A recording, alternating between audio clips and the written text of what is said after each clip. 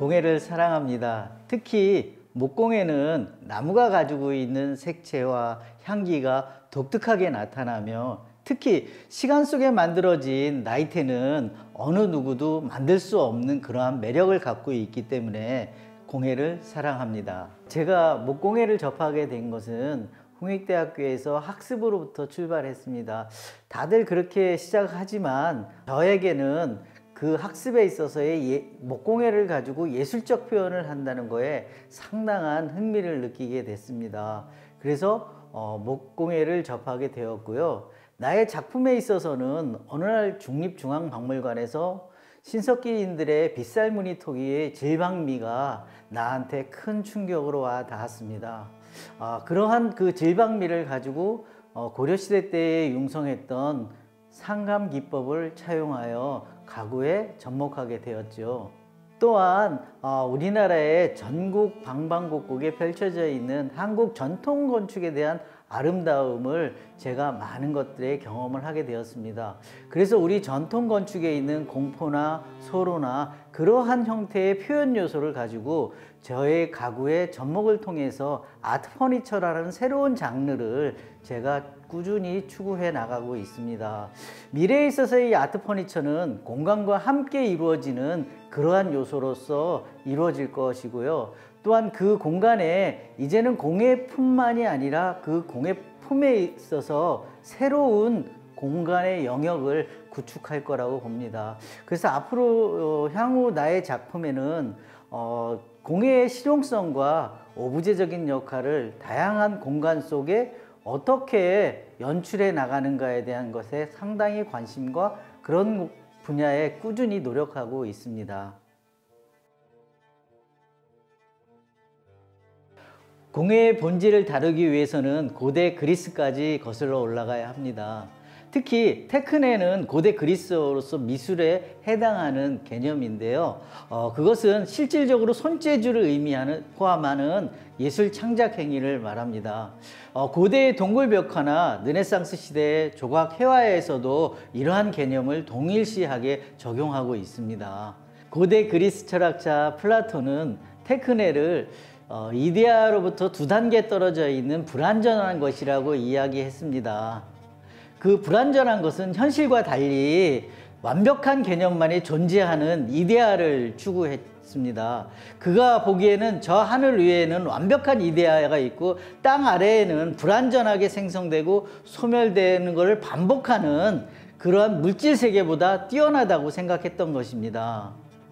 따라서 플라톤에게는 공예는 이데아에 속해보다는 물질의 세계에 속하며 더 나아가서는 공예품에 모방한 것이기 때문에 이데아에서의 2단계에 떨어져 있는 불완전한 도구로 본 것입니다. 그러나 이 논리를 거꾸로 뒤집어 보면 우리는 공예를 깨트려 봄으로써 공예의 이데아, 즉 본질을 포착할 수 있는 거죠.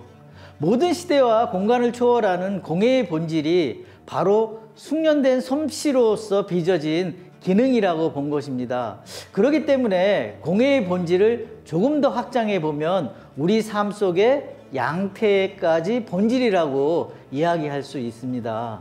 18세기 후반 독일에서는 미술과 공예를 구분하기 시작했고요. 1차 세계대전 이후에 바우하우스를 중심으로 실용적인 가치가 건축과 조각과 해와 이런 모든 다양한 분야에 적용하게 되었습니다. 현대 공예는 본질에 두고 있던 기능마저도 변화하기 시작합니다. 공예는 기계기술의 발달과 순수예술의 엘리트주의에 눌려서 기술과 순수예술 사이에 존재했던 공예적인 위상마저도 잃어버리게 됩니다.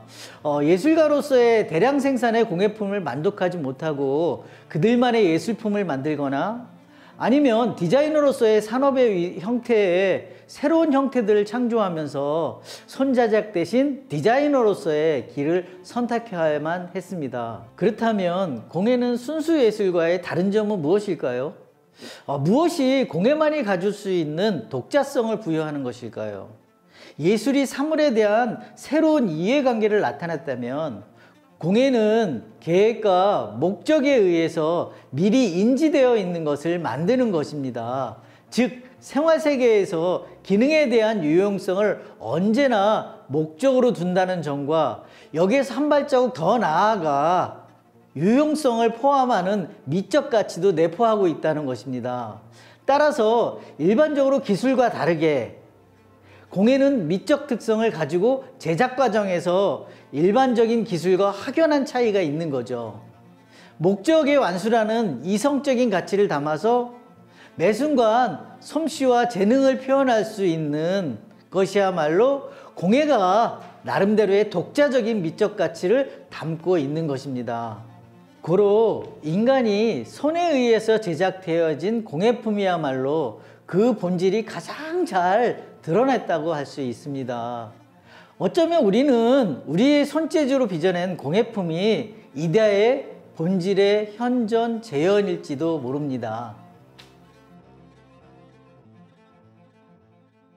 한국의 목공예는 오랜 시간 동안 걸쳐서 연마되어서 발달되었습니다. 특히 작이나 끌 같은 수공예의 도구를 사용해서 자연에서 얻은 그러한 나무를 자연목을 잘 살려서 만들었습니다.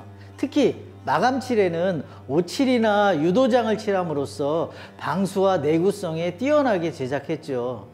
또한 결구 방식은 짜인 기법을 사용해서 장식적인 면을 가지면서도 실용적인 면을 더욱더 돋보이게 했습니다.